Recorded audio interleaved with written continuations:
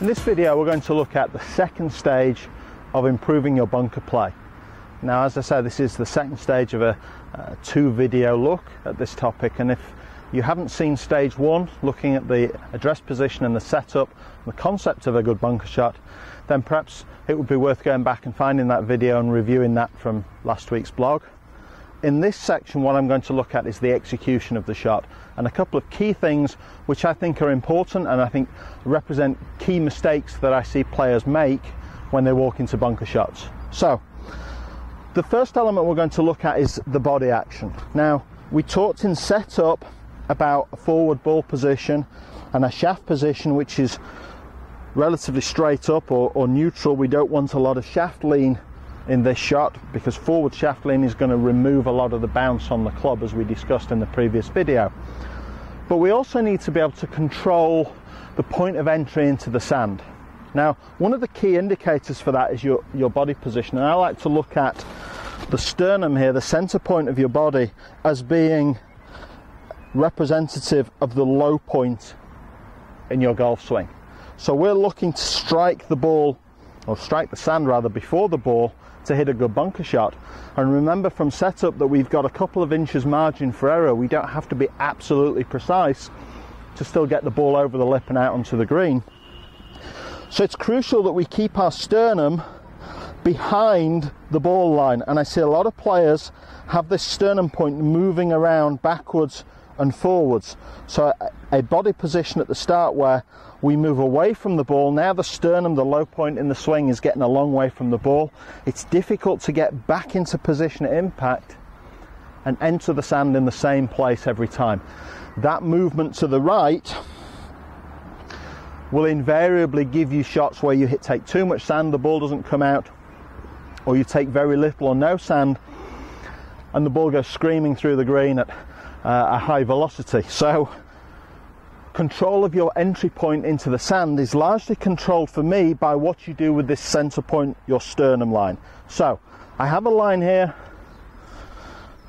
set in the sand vertical. I know it's absolutely vertical because the dial on Swing Playing Perfect is set at 90 degrees straight up.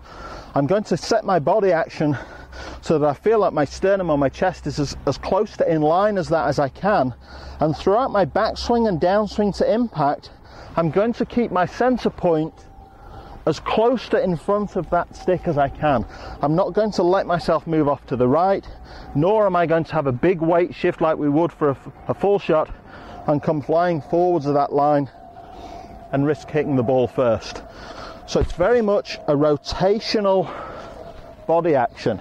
This also helps us take a shallow divot. So turn and rotate. And I'm going to try and stay as close as I can to in front of that stick. Very chest on, shaft nice and vertical, club a fraction open, and I simply turn and turn. I'm able to strike the sand, create a shallow divot, and pop the ball out onto the green. So that's the first part of executing good bunker shots. Controlling the center point to control the point of entry into the sand. Okay, so far over the course of these couple of videos, we've looked at the setup, we've looked at creating the correct concept, we've looked at controlling your body position so that you can have a consistent point of entry into the sand. The last part I'm going to deal with in bunker shots might initially seem a little controversial, and I don't wish it to. That's not the point of the exercise.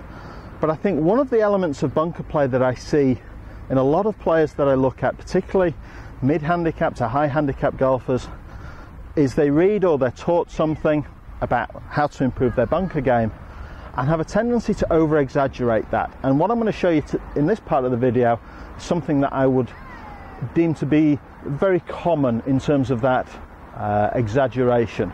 Now, there's a lot of talk in bunker shots about the need to pick the club up on the outside and swing across the line of the ball, perhaps with a very open club face, perhaps with a very open stance.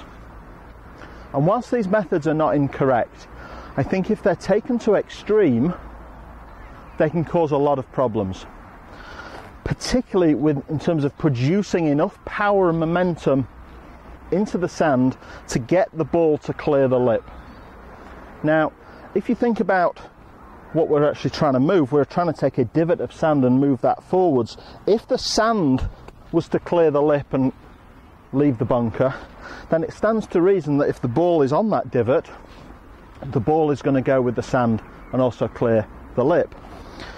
So forward momentum of the sand is critical. And I believe that if you stand too open, if you have a backswing which you take too far on the outside, or you pick the club up too quickly, all that you succeed in doing is hitting down very steeply into the sand and not moving it very far. The direction that the divot is travelling in becomes a long way from the desired direction we want the ball to go in. Now, this is not to say that some degree of slightly out to in swing path isn't useful, because it is, but it's how much are we looking to create. And I think that it surprises a lot of players how much you can use the normal natural playing of any golf shot and still have that apply to good bunker play. So we've got the swing plane indicated here. This is set to quite a low swing plane angle for somebody of my height, but it's really to illustrate that we don't need to pick the club way out on the outside in order to hit good bunker shots. Now, when we get set to hit this shot, I like to see a stance position down the target line which is slightly left of target. Not a huge amount. Perhaps if you were to view a clock face, target being 12 o'clock, a foot line or a body line of perhaps 11 o'clock on that clock face.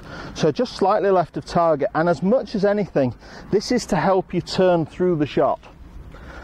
It's not necessarily connected to how the club's going to interact with the sand. I like to see it address a hand position which, keeping the club nice and vertical from face on, but a hand position which is a little bit lower than normal. And what you'll find that creates is quite a wrist cock through the forearm into the club shaft, and this setting at address means that we don't have to do very much in the backswing. We can focus on just turning the chest and the torso. So slightly lower hand position, maybe feeling like the toe of the club is slightly up. And then really, within the body turn, I'm trying to set the club on as natural a plane as I can. I don't want to take the club out here, because the direction that the sand is going in will no longer match the direction I want the ball to go in. So, hands down slightly, good posture, slightly open stance and club face, and then I'm going to try and just focus on swinging on plane. The final point relates to something I'm sure you've all heard of, and that's the follow through. In a bunker shot, we need to make the follow through at least as big as the backswing, if not bigger. So, having set this backswing more on plane, we can then simply rotate, turn the chest onto the target and hold the finish. This will help you create a much more consistent divot.